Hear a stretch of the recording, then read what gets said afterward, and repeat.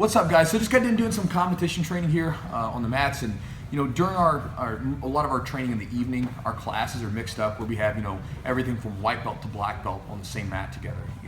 And it's I think that's a good thing. But one of the things I try to share with all my higher level belts, like purple belts and brown belts, and even some of the black belts that come in, but they usually know this already. But is when you're rolling with those lower level guys, try not to use your A game.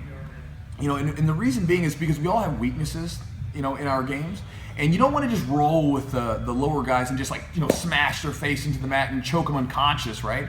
Granted, they need to have a good feel for your game, but you want to make sure that you're giving them an opportunity so that they can progress, and at the same time, work on one of your weaknesses so you really get something out of that roll. So let me give you an example, right? Let's say that you are really trying to work on a particular armbar, right? Maybe your arm bars are not very good. It's one of your weaker positions, or submissions. So when you roll with one of the lower level guys, maybe white belts or blue belts or whatever level you're at in whatever's considered low to you, right? Someone that you can consistently beat, just go for the arm bars, right? And the reason that I say that is because, again, if you go with someone that's the same level as you, it's very hard a lot of times, especially if you're right there at the same level and you're going blow for blow. It's really hard to open up with different techniques and just take a chance, because if you take that chance, you might lose the match during rolling or whatever. And again, we know that it's not a big deal if we lose, but at the same time, a lot of times it's pretty competitive, right? So when you roll with someone that you can beat, so for instance, maybe you have a brown belt and you got a white belt rolling, right? The brown belt knows that even if that white belt passes the guard, they're probably going to be able to, get back to their guard or get back to their position, wherever they're trying to get to pretty easily.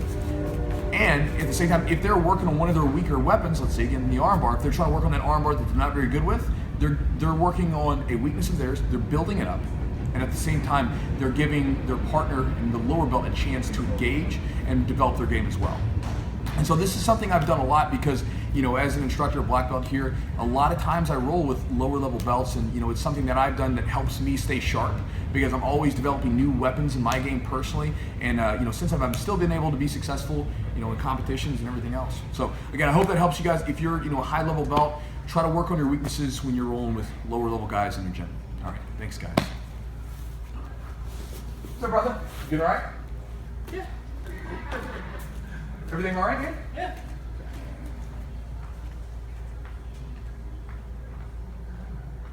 Whoa!